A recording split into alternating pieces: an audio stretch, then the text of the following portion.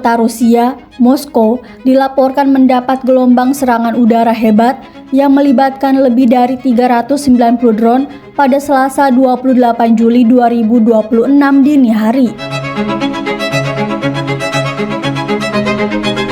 Berdasarkan laporan dari Kyiv Independent, serangan tersebut dikabarkan berhasil mengenai sebuah pabrik baja yang berada di kawasan dekat Moskow.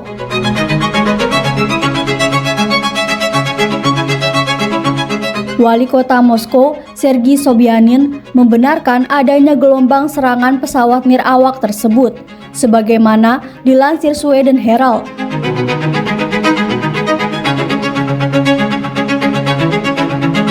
Namun dia mengklaim bahwa serangan besar drone telah dihancurkan sebelum sempat mencapai kawasan ibu kota. Kendati demikian, dalam pernyataan resminya tersebut, Sobyanin sama sekali tidak menyebutkan atau memberikan tanggapan mengenai laporan kerusakan pada pabrik baja di dekat Moskow.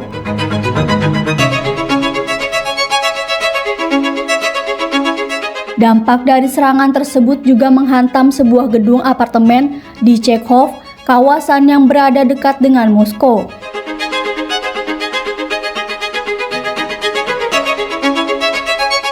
Gubernur Regional Andrei Vorobyov mengonfirmasi insiden tersebut melalui unggahan di Telegram. Vorobyov melengkapi unggahannya dengan foto yang menampilkan sebuah bangunan tinggi dengan jendela-jendela pecah serta asap hitam membumbung dari lantai atas.